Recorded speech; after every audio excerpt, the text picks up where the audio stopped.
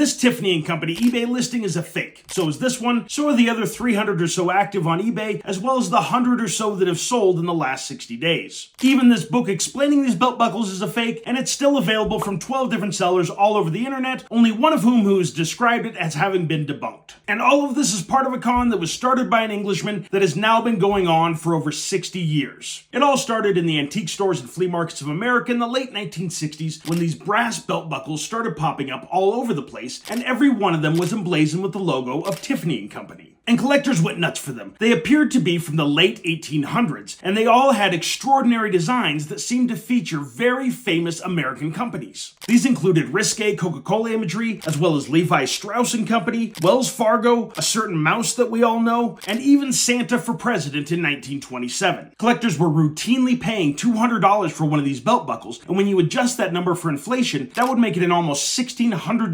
collectible in 2024 money. There was even a book available to collectors published in 1950 that told the story and history of these buckles, and it was called Tiffany and Gaylord Express and Exhibition Belt Plates by Percy Siebert. This book told a complex origin story about these buckles being rounded up to be melted down during World War I wartime efforts. It also included historical documentation as well as actual pictures of the buckle casting molds. But there was one collector who found something really odd in this book. A man named J. Duncan Campbell, who was an authoritative belt buckle collector and who had consulted at the Smithsonian on belt buckles, found something that just could not be explained in this book. You see, in the first couple of pages, there were sentences and even entire paragraphs that were lifted from an article that he had written and published in 1963. So there was absolutely no way that this book could have been published in 1950 and had to have been created sometime after 1963. This prompted Campbell to start his own investigation of these belt buckles, and he eventually found an original supplier in London that was willing to sell him a batch of these buckles. That supplier was P Supplies Company, and when his check was cashed, it was endorsed by a man named John Fairchild Jr.